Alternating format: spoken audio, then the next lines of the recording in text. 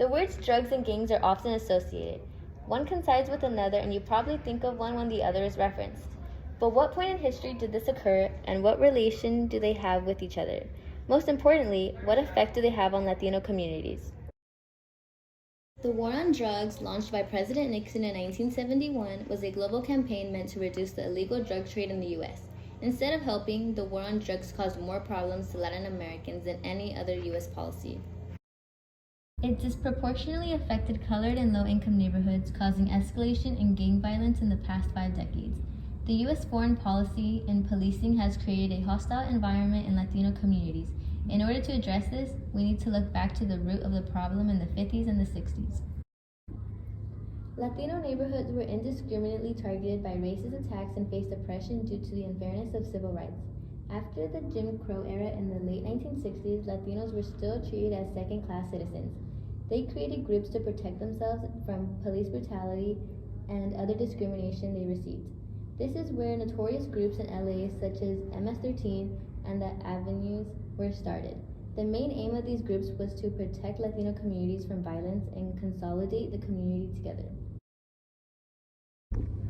Gang violence had not been a huge issue until the crack epidemic from the 80s and the war on drugs occurred. It escalated gang violence and caused Latino communities to become war zones that were focused on selling drugs instead of protecting communities. There was a transition of gang protection of people to gang protection of drugs.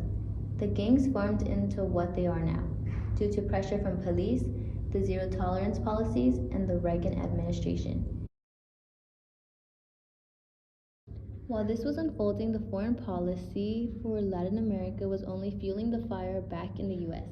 The U.S. decided to fight communism in Latin American countries, which was fought by supplying dictators and gangs with money and arms. This only made the drug problem worse in the U.S. In fact, the Contras in El Salvador who fought against their government were a group who got cocaine into the U.S. The CIA gave them guns and helped them smuggle the cocaine across borders, helping them. The pressure from the war on drugs escalated violence with Mexican cartels at the time, causing the violence to get worse. Pressure from the authorities made drug supply prices go up and thus made the war against gangs in and out of the U.S. worse, and more blood was shed. The combination of all these effects compounded into the problems we see in Latino neighborhoods: gang violence, incarceration rates, and addiction rates. The war on drugs had not been effective in stopping the drug trade in the U.S. and has only done more to hurt those in Latino communities and those communities as a whole.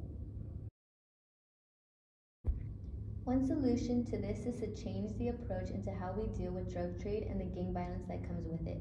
The war on drugs and its policies were greatly detrimental to communities of color due to its sentencing and punishments for drug use.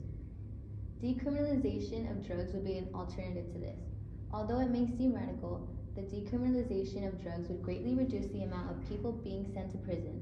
As of now, the U.S. has the world's highest incarceration rate.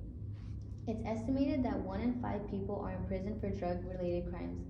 This would greatly decrease the amount of people in our prison systems and in turn reduce the amount of Latinos and people of color in our system.